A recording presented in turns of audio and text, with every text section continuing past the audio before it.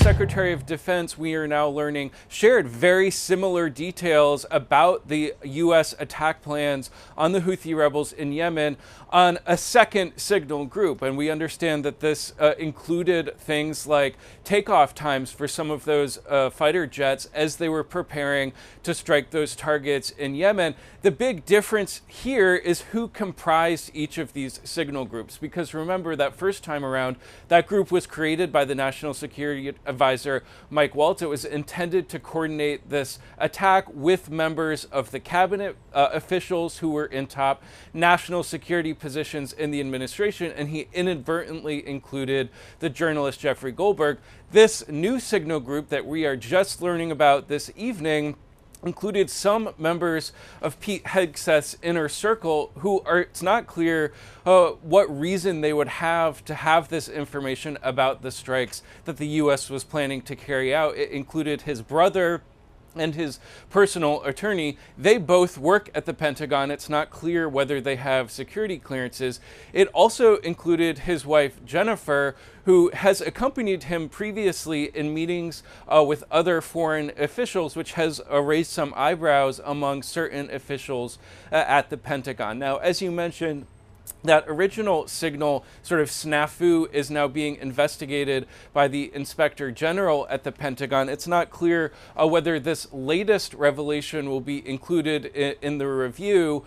The Pentagon officially has not commented on these latest revelations, which I should note were first reported by the New York Times. But this does punctuate a period of chaos inside the Pentagon and inside the inner circle of Pete Hegseth. You'll remember just last week, senior officials who were in sort of his front office at the Pentagon were fired essentially for what officials described as a leak investigation. And this is all sort of drawing questions, including from some loyalists, some allies of Pete Hegseth, at how this chaos has been allowed to perpetuate. We just heard from John Ulyat, who until recently was Pete Hegseth's press secretary at the Pentagon. He says that it's been a month of total chaos at the Pentagon, from leaks of sensitive operational plans to mass firings. The dysfunction is now a major distraction for the president, who deserves better from his senior leadership.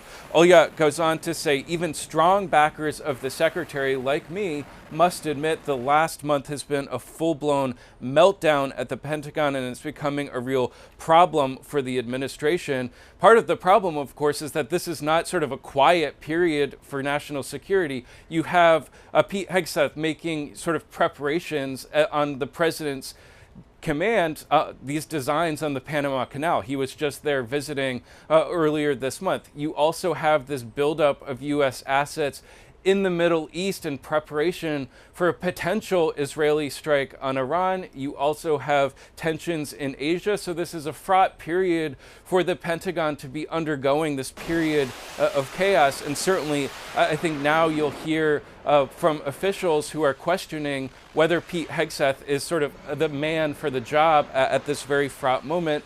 I should also note that when those original war plans, attack plans, were shared in the signal group, the administration and the White House and President Trump denied that there was anything classified contained in that information. Of course, that drew a lot of skepticism from almost every national security analyst that we talked to, Jessica.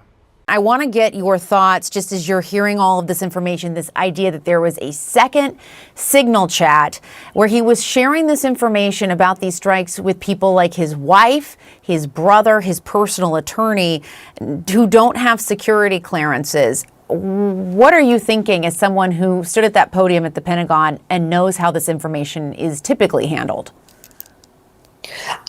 I mean, it's truly shocking. I think when I saw this reporting coming out from the New York Times at first, there was no question there were going to be more signal threads.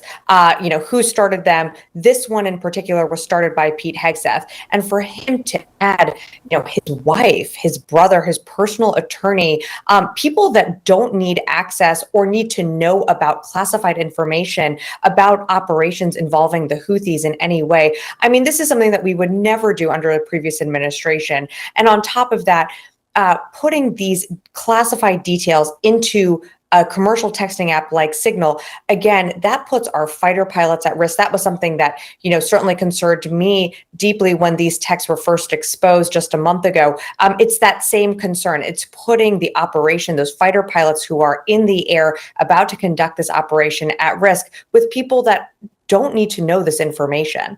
And Cedric, I want to go off what Sabrina's saying there from the military perspective. Again, just the potential for danger for our men and women in uniform.